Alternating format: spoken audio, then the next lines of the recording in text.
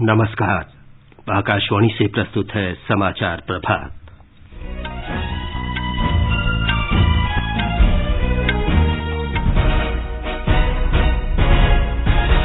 प्रधानमंत्री नरेंद्र मोदी ने कहा, आत्मनिर्भर उत्तर प्रदेश रोजगार अभियान से प्रवासी मजदूरों को रोजगार उपलब्ध कराने और स्थानीय उद्यमिता को आगे बढ़ाने में मदद मिलेगी। भारत ने चीन को वास्तविक नियंत्रण रेखा की वर्तमान स्थिति को बदलने की कोशिश करने पर चेतावनी दी। कोविड से स्वस्थ होने की दर 58% से अधिक हुई। स्वस्थ होने वाले लोगों की संख्या संक्रमित लोगों से 96,000 अधिक। कोरोना के बढ़ते मामलों को देखते हुए आज से दिल्ली में सीरोलॉजिकल सर्वे शुरू। राष्ट्रीय राजधानी दिल्ली में सभी स्कूल 31 जुलाई तक बंद रहेंगे। उत्तर प्रदेश सरकार औद्योगिक सुरक्षा के लिए एक अलग बल का गठन करेगी।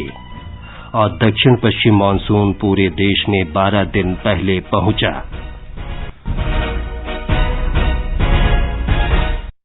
समाचार प्रभात में अपने सहयोगी नवीन सक्सेना के साथ मैं विमलेंदु पांडे। प्रधानमंत्री नरेंद्र मोदी ने कहा है कि आत्मनिर्भर उत्तर प्रदेश रोजगार अभियान से प्रवासी श्रमिकों के लिए रोजगार के अवसर मुहैया कराने और स्थानीय उद्यमिता को प्रोत्साहित करने में मदद मिलेगी। श्री मोदी ने कल वीडियो कॉन्फ्रेंस के जरिए आत्मनिर्भर उत्तर प्रदेश रोजगार अभियान का शुभारंभ किया था। इस अवसर पर उन्होंने कहा था कि आत्मनिर्भर रोजगार अभियान के अंतर्गत देश भर में स्थानीय उत्पादों को प्रोत्साहित करने के लिए बनाए जा रहे औद्योगिक क्षेत्रों से उत्तर प्रदेश को व्यापक लाभ पहुंचेगा। प्रधानमंत्री नरेंद्र मोदी ने कहा कि कोविड महामारी के खिलाफ संघर्ष जारी है।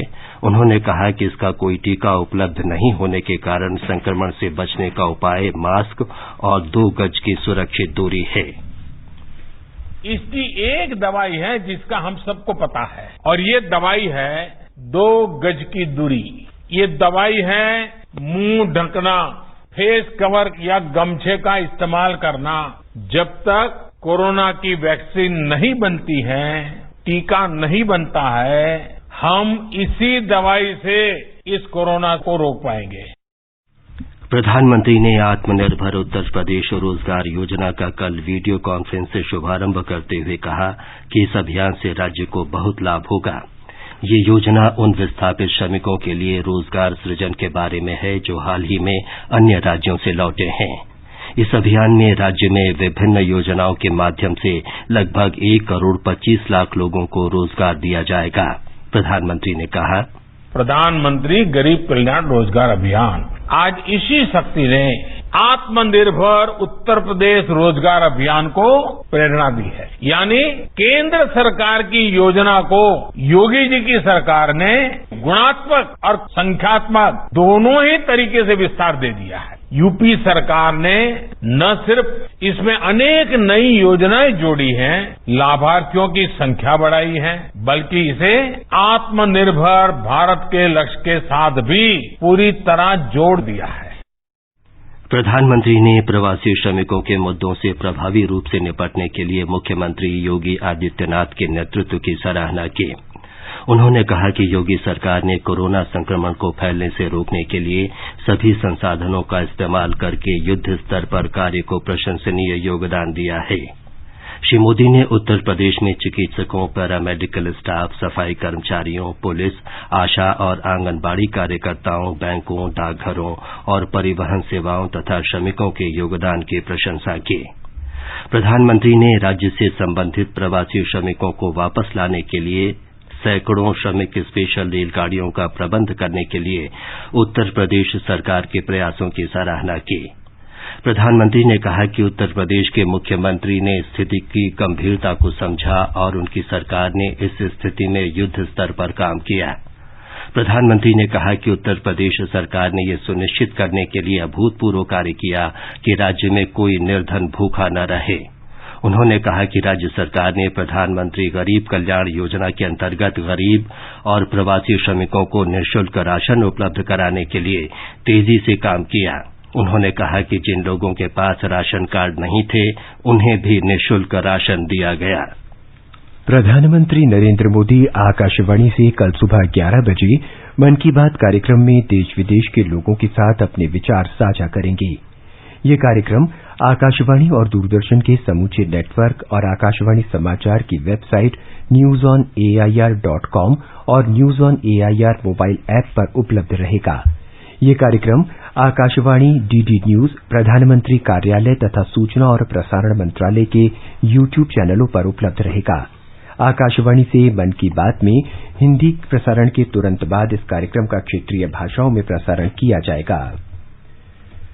सरकार ने कहा है कि देश में कोविड संक्रमण से स्वस्थ होने वाले रोगियों की संख्या वर्तमान में संक्रमित लोगों से 96,000 से अधिक हो गई है। स्वास्थ्य मंत्रालय ने कहा है कि कोविड-19 के निवारण, नियंत्रण और प्रबंधन की दिशा में केंद्र, राज्य और केंद्र शासित प्रदेशों द्वारा किए गए विभिन्न उपायों के परिणाम उत्साहजनक रहे हैं।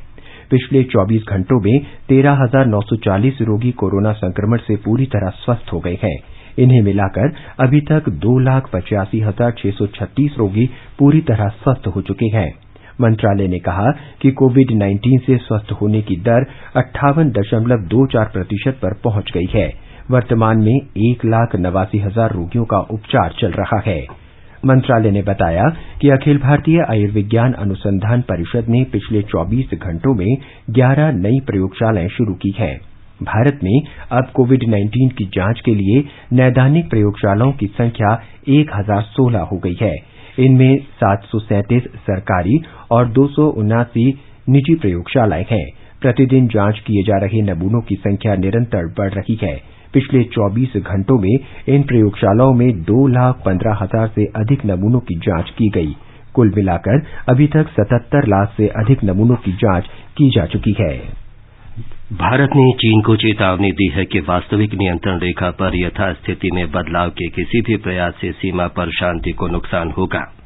चीन में भारत के राजदूत विक्रम मिस्री ने एक समाचार एजेंसी से भेंट में कहा कि नियंत्रण रेखा की यथास्थिति बदलने की चीन की कोशिश से द्विपक्षीय संबंधों पर भी व्यापक असर पड़ सकता है।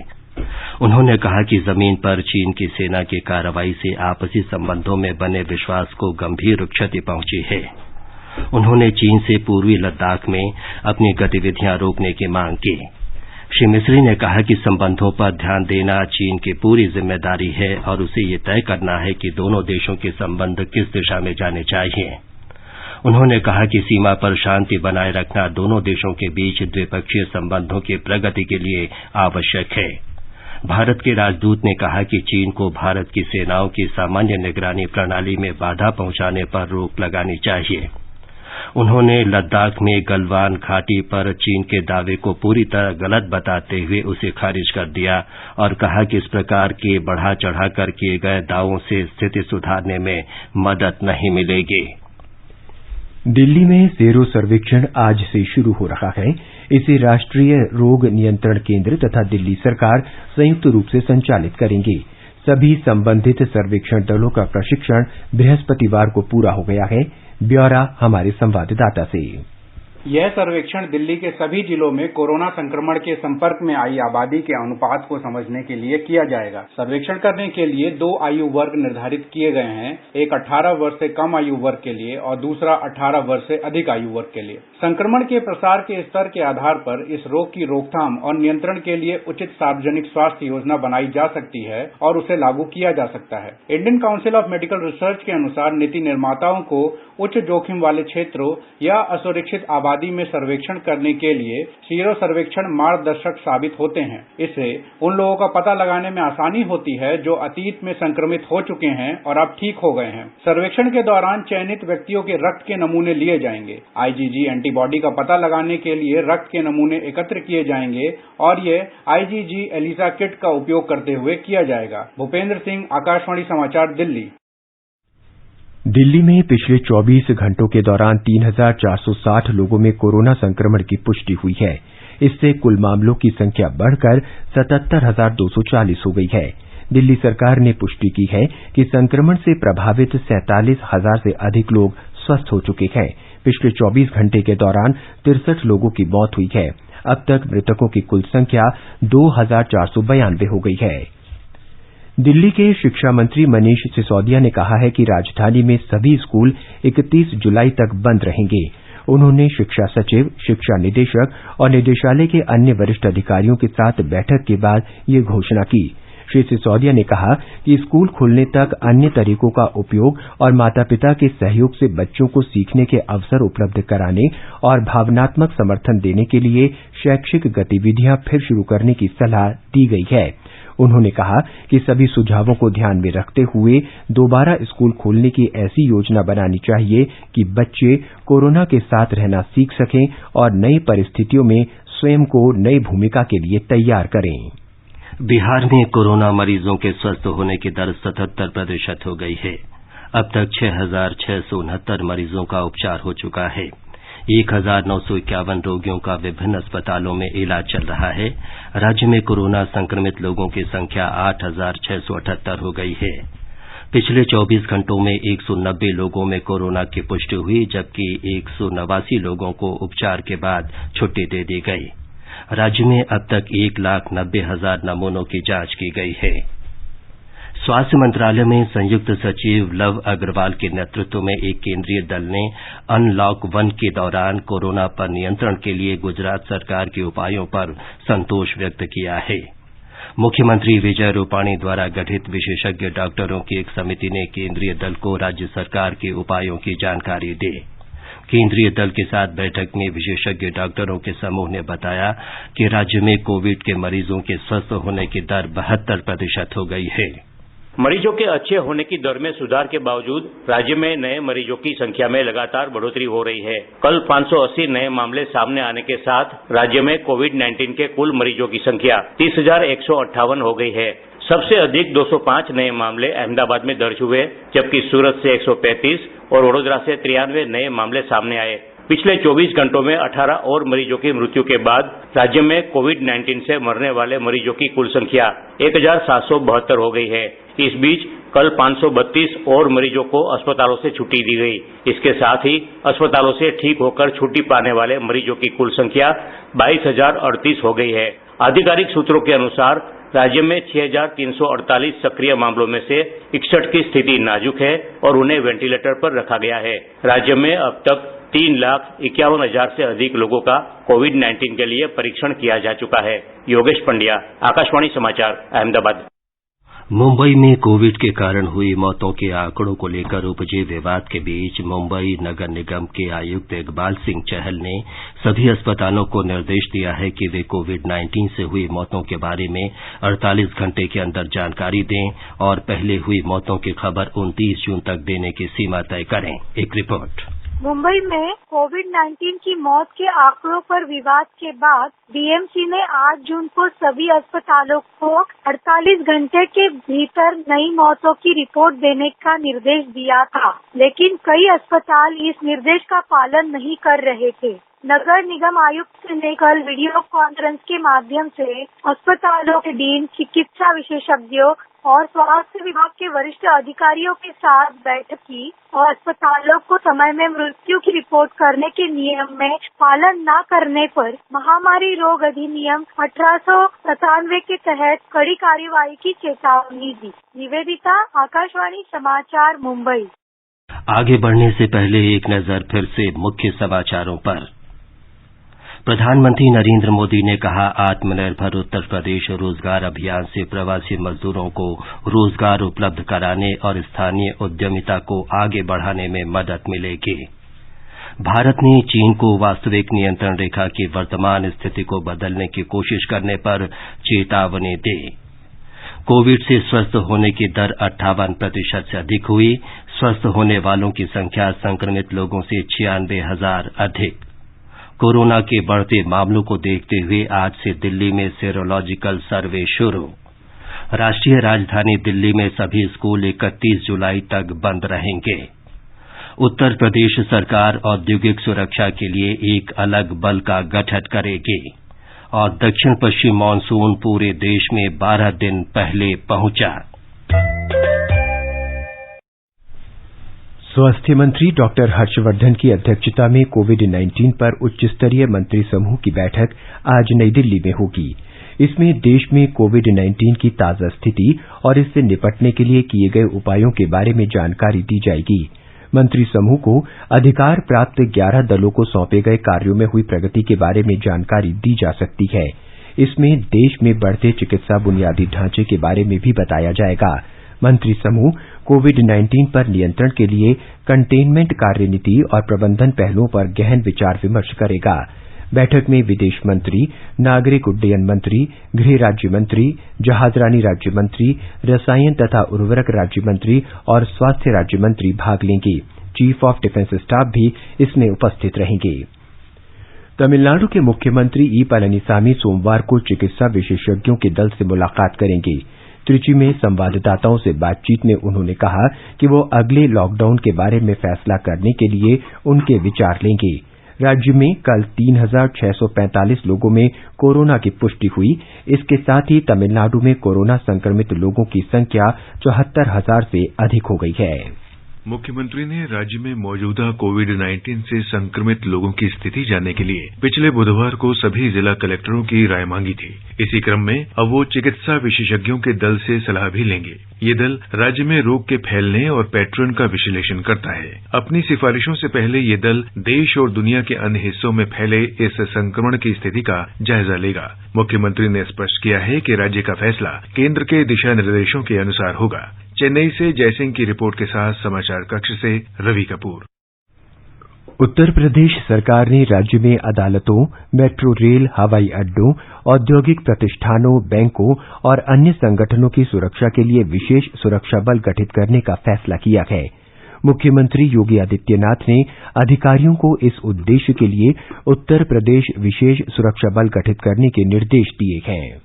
इस तरह की खास टुकड़ी के गठन की जरूरत पर जोर देते हुए मुख्यमंत्री योगी आदित्यनाथ ने कहा कि विभिन्न न्यायालय परिसरों, बैंकों, मेट्रो रेल, हवाई अड्डों, व्यापारिक संस्थानों और दूसरे औद्योगिक प्रतिष्ठानों की सुरक्षा के मद्देनजर खास सुरक्षा बल होना समय की मांग है और इसी उद्देश्य से Uttar Pradesh special security force का गठन किया जा रहा है, जो कि प्रोफेशनल तरीके से काम करेगी और इन स्थानों की सुरक्षा करेगी। इस फोर्स को खास ट्रेनिंग दी जाएगी और जरूरत के साजो सामान मुहैया कराए जाएंगे। इस फोर्स को ऐतिहासिक और धार्मिक तीर्थ स्थलों पर भी तैनात किया जा सकेगा। पहले चरण में इस फोर्स की 5 बटालियन का गठन किया जाएगा, जिसके लिए मुख्यमंत्री ने अधिकारियों को आवश्यक योजना जल्द से जल्द तैयार करने के निर्देश दिए हैं। इससे पहले पिछले साल दिसंबर में इलाहाबाद उच्च न्यायालय ने भी राज्य सरकार से न्यायालय परिसर की सुरक्षा के लिए विशेष बल तैनात करने के निर्देश दिए थे। सुशील चंद्र तिवारी, आकाशवाणी समाचार, लखनऊ। बिहार सरकार ने लद्दाख की गलवान घाटी में चीन के सैनिकों के साथ झड़पों में शहीद हुए राज्य के 5 सैनिकों के परिवार के एक सदस्य को सरकारी नौकरी देने का फैसला किया है। ये निर्णय मुख्यमंत्री नीतीश कुमार की अध्यक्षता में हुई कैबिनेट की बैठक में किया गया। राज्य सरकार ने स्थानीय उत्पादों को बढ़ावा देने के लिए औद्योगिक नीति में संशोधन करने का भी निर्णय किया है। इस संशोधन से निवेशकों को केंद्र सरकार की प्रोत्साहन नीति के अनुरूप लाभ होगा। सभी जिलाधीशों को जिला औद्योगिक नवाचार योजना के तहत धनराशि भी प्रदान की जाएगी। हमारे संवाददाता की ये रिपोर्ट। बिहार में निवेश करने के लिए आने वाली बाहरी कंपनियों को मशीन, कच्चा माल और परिवहन पर होने वाले खर्च का 80% राज्य सरकार वहन करेगी। निवेश करने वाली कंपनियों को 20% नौकरी प्रवासी मजदूरों को उपलब्ध कराना होगा। लॉकडाउन के दौरान कॉमर्शियल उपभोक्ताओं का फिक्स बिजली चार्ज माफ कर दिया गया है। प्रोत्साहन नीति में सरकारी खरीद के दौरान बिहार में निर्मित उत्पाद को प्राथमिकता देने का प्रावधान किया गया है। राज्य के प्रत्येक जिले में कम से कम 2 औद्योगिक क्लस्टर विकसित किए जाएंगे। इसके अलावा ई रिक्शा और 2 पहिया वाहनों के निर्माण को भी प्रोत्साहित किया जाएगा। आकाशवाणी समाचार के लिए पटना से कृष्ण कुमार लाल। मध्य प्रदेश में प्रवासी श्रमिकों के कल्याण और उनके हितों के संरक्षण के लिए मध्य प्रदेश राज्य प्रवासी श्रमिक आयोग का गठन किया गया है। मुख्यमंत्री शिवराज सिंह चौहान ने बताया कि राज्य में श्रमिकों की आजीविका इतनी आसान हो जाएगी कि लोगों को रोजगार के लिए अन्य राज्यों में जाने की आवश्यकता नहीं होगी। हमारी संवाददाता ने बताया है कि राज्य के श्रम विभाग ने इस आयोग के गठन के आदेश भी जारी कर दिए हैं।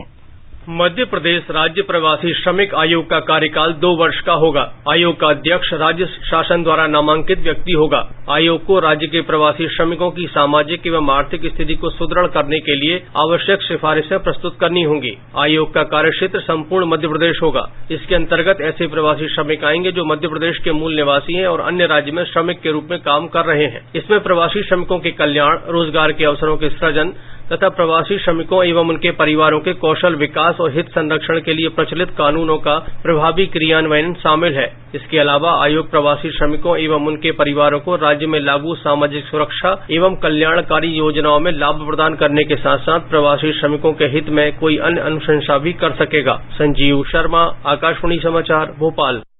छत्तीसगढ़ में सभी थानों को आदर्श थानों में विकसित करने के प्रयास किए जाएंगे। इसके लिए कुछ मानक तय किए गए हैं और इन्हें पूरा करने वाले थानों को पुरस्कृत किया जाएगा। ब्यौरा हमारी संवाददाता से।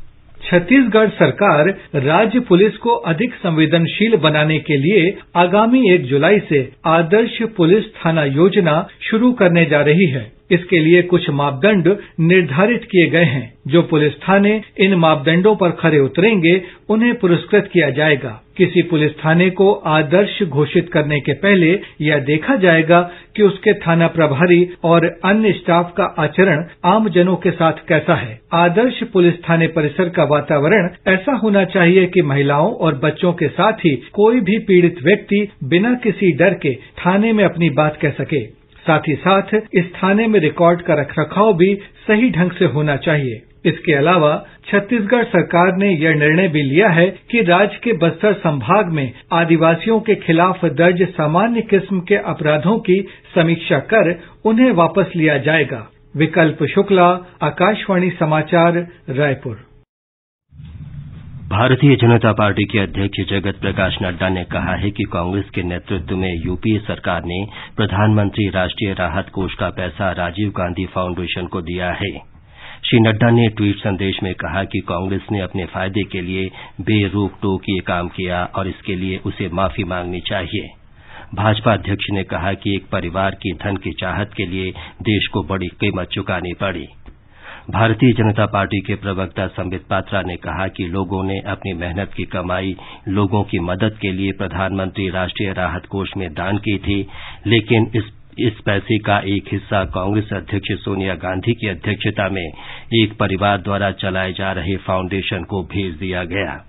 ये राजीव गांधी फाउंडेशन एक परिवार का फाउंडेशन है। यह राजीव गांधी पूर्व प्रधानमंत्री जी के नाम पे ये परिवार चलाती है। उसके बोर्ड में भी सोनिया गांधी है। She chairs the foundation. PM national relief fund में भी सोनिया गांधी। और जिस प्रकार से पीएम नेशनल रिलीफ फंड का पैसा ये डाइवर्ट होके जा रहा है राजीव गांधी फाउंडेशन में, इट स्पीक्स वॉल्यूम्स कि किस प्रकार की ये जो फाउंडेशन बनाई गई थी ये पैसे के आदान प्रदान के लिए, पैसे बनाने के लिए और भ्रष्टाचार का एक माध्यम था। एक शेल कंपनी की तरह ये काम कर रही थी। देश को धोखा देकर पैसा ऐंठते हैं लोगों से और उसको केवल और केवल एक परिवार के निहित स्वार्थ के लिए इस्तेमाल करते हैं। केंद्र शासित प्रदेश जम्मू कश्मीर में कश्मीर के डिविजनल आयुक्त पांडुरंग के पोल ने कल श्रीनगर में नगीन और डल झील में अवैध कब्जों और अवैध निर्माण रोकने के सिलसिले में एक बैठक की अध्यक्षता की। बैठक में डल और नगीन झील के संरक्षण और सुरक्षा के बारे में आवश्यक विचार विमर्श किया गया। आकाशवाणी का समाचार सेवा प्रभाग आज फोन इन कार्यक्रम में कोविड-19 पर विशेष परिचर्चा प्रसारित करेगा। इसे रात 9:30 से एफएम गोल्ड और अतिरिक्त मीटरों पर सुना जा सकता है। श्रोता स्टूडियो में टोल फ्री नंबर 1800-115767 पर फोन करके विशेषज्ञ से सवाल पूछ सकते हैं। श्रोता 011-2331-4444 पर भी सवाल पूछ सकते हैं। कोविड-19 पर आकाशवाणी के फोन इन कार्यक्रम में भाग लेते हुए अखिल भारतीय आयुर्वेद संस्थान की निदेशक डॉक्टर तनुजा नेसारी ने आकाशवाणी समाचार को बताया कि आयुर्वेद शरीर की प्रतिरक्षा बढ़ाने में काफी प्रभावी हो सकता है और लोगों को कोविड-19 संक्रमण से लड़ने में अन्य एहतियाती उपायों के अलावा प्रतिरक्षा बढ़ाने के लिए घरेलू उपाय भी अपनाने चाहिए। जो कुछ आज पूरी दुनिया पालन कर रही है, फिजिकल डिस्टेंस, हैंड हाइजीन हो, मास्क पहनना, उसके साथ साथ आप इम्यूनिटी बढ़ाने के भी उपाय करें। और इसीलिए आयुर्वेद का एक अनन्य साधारण महत्व है कि जो खान पान के साथ साथ जो घर में उपलब्ध है, घरेलू उपचार से ही हम इम्यूनिटी बढ़ा सकते हैं। मौसम विभाग ने कहा है कि दक्षिण पश्चिम मानसून पूरे देश में पहुंच गया है। देश भर में मानसून के आने की सामान्य तारीख 8 जुलाई है। इस वर्ष मानसून ने निहित तारीख से 12 दिन पहले ही पूरे देश में दस्तक दे दी है। इससे पहले वर्ष 2013 में समूचे देश में समय से पहले 16 जून को ही मानसून की वर्षा शुरू हो गई थी। और अब एक नजर देश भर में आज के मौसम के पूर्वानुमान पर। राष्ट्रीय राजधानी दिल्ली में दिन में तेज हवा चलने की संभावना है। राजधानी में न्यूनतम तापमान 29 डिग्री सेल्सियस रहा। अधिकतम तापमान 39 डिग्री सेल्सियस रहने का अनुमान है। मुंबई में आमतौर पर बादल छाए रहेंगे और हल्की वर्षा हो सकती है। न्यूनतम तापमान 26 डिग्री सेल्सियस दर्ज किया गया। अधिकतम तापमान 34 डिग्री सेल्सियस के आसपास रहने की संभावना है। चेन्नई में भी आंशिक रूप से बादल छाए रहेंगे। न्यूनतम तापमान 28 और अधिकतम 37 डिग्री सेल्सियस रिकॉर्ड किया गया। कोलकाता में न्यूनतम तापमान 27 डिग्री सेल्सियस रिकॉर्ड किया गया, जबकि अधिकतम तापमान 34 डिग्री सेल्सियस रहने का अनुमान है। चंडीगढ़ में आसमान साफ रहेगा। न्यूनतम तापमान 26 डिग्री सेल्सियस रिकॉर्ड किया गया, जबकि अधिकतम तापमान 37 डिग्री सेल्सियस के आसपास रह सकता है। पटना में भी आंशिक रूप से बादल छाए रहेंगे और गरज के साथ वर्षा होने का अनुमान है। गुवाहाटी में बादल छाए रहने और हल्की वर्षा होने की संभावना है। केंद्र शासित प्रदेश जम्मू कश्मीर के जम्मू में न्यूनतम तापमान 26 डिग्री सेल्सियस दर्ज किया गया। अधिकतम तापमान 38 डिग्री सेल्सियस के आसपास रहेगा। श्रीनगर में न्यूनतम तापमान 16 डिग्री सेल्सियस रहा। अधिकतम तापमान 31 डिग्री सेल्सियस तक जा सकता है। गिलगित में न्यूनतम तापमान 16 डिग्री सेल्सियस रहा और अधिकतम 36 डिग्री सेल्सियस रहने का अनुमान है। मुजफ्फराबाद में न्यूनतम तापमान 20 डिग्री सेल्सियस रिकॉर्ड किया गया और अधिकतम 38 डिग्री सेल्सियस रहने की संभावना है। समाचार कक्ष से धर्मेंद्र। ये समाचार हमारी वेबसाइट newsonair.com/hindi पर भी उपलब्ध हैं। और नवीन, अब बताएं आज के समाचार पत्रों में क्या खास है। विमलेंदु, आज के अखबारों ने वास्तविक नियंत्रण रेखा पर भारत की चेतावनी को प्रमुखता दी है। दैनिक जागरण की सुर्खी है, चीन ने यथास्थिति बदली तो होगी प्रतिक्रिया। भारत ने कहा, गलवान घाटी की घटना से टूटा हमारा भरोसा। पूर्वी लद्दाख में वायुसेना के विमानों के युद्धाभ्यास पर जनसत्ता का कहना है, सरहद पर भारत ने दिखाया दम। थलसेना प्रमुख ने रक्षा मंत्री से मुलाकात कर लद्दाख के हालात की दी जानकारी। राष्ट्रीय सहारा की बड़ी सुर्खी है, केंद्रीय माध्यमिक शिक्षा बोर्ड सीबीएसई के नतीजे 15 जुलाई तक। बोर्ड की मूल्यांकन योजना को सुप्रीम कोर्ट की मंजूरी। अंत में मुख्य समाचार एक बार फिर। प्रधानमंत्री नरेंद्र मोदी ने कहा, आत्मनिर्भर उत्तर प्रदेश रोजगार अभियान से प्रवासी मजदूरों को रोजगार उपलब्ध कराने और स्थानीय उद्यमिता को आगे बढ़ाने में मदद मिलेगी।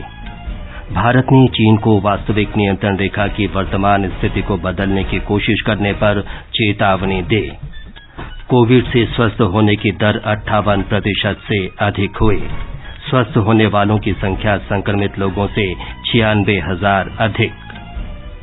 कोरोना के बढ़ते मामलों को देखते हुए आज से दिल्ली में सेरोलॉजिकल सर्वे शुरू। राष्ट्रीय राजधानी दिल्ली में सभी स्कूल 31 जुलाई तक बंद रहेंगे। उत्तर प्रदेश सरकार औद्योगिक सुरक्षा के लिए एक अलग बल का गठन करेगी। और दक्षिण पश्चिम मानसून पूरे देश में 12 दिन पहले पहुंचा। इसके साथ ही समाचार प्रभात का ये अंक समाप्त हुआ। नमस्कार।